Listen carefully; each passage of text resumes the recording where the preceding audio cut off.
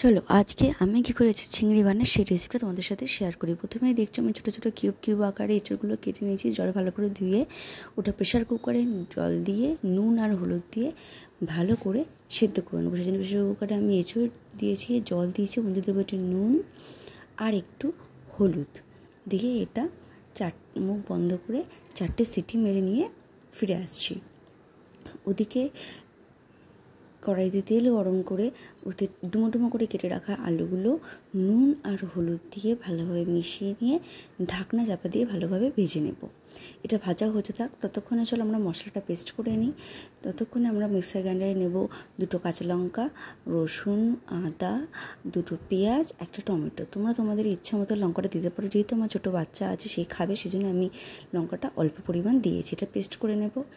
দেখো এখানে দেখা যাচ্ছে আমার আলু ভাজাটা হয়ে গেছে, ওটা তুলে নেব আর ওই তেলের মধ্যে চিংড়ি মাছগুলো ভালো করে ভেজে নেব।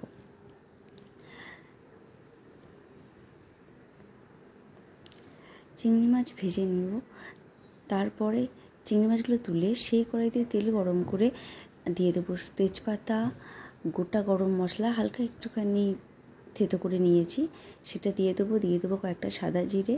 মশলাটা ভাজা ভাজা হলে ওদের পেস্ট করা মশলাটা দিয়ে দেবো, দিয়ে আমাদের রেগুলার যা মশলা আছে সেগুলো দিয়ে দেবো, যেমন নুন, হলুদ, জিরে গুঁড়ো, ধনে গুঁড়ো, একটু কাশ্মীরি লঙ্কার গুঁড়ো দিয়েছি কালারের জন্য। দিয়ে এটা ভালোভাবে তেল ছাড়া অবধি আমি ভালোভাবে কষিয়ে নেব। যেহেতু এঁচোড়টা সেদ্ধ করা আছে, ওটা আলাদা করে বেশিক্ষণ দেওয়া দরকার নেই, সেই জন্য মশলাটা কষে যাবার পরে আমি সেদ্ধ করা এঁচোড়, আলু, চিংড়ি মাছটা সব অ্যাড করব। অ্যাড করে ওটা আমি ভালোভাবে মশলাগুলো তার সঙ্গে মিশিয়ে নেব। মিশিয়ে এটা ঢাকনা দিয়ে কষাতে থাকবো যতক্ষণ না তার জলটা পুরোপুরি শুকিয়ে যায়। দেখো ঢাকনা খুলেছি, খুলে আরেকবার নাড়াচ্ছি। এটার মশলাটা হয়ে এসেছে।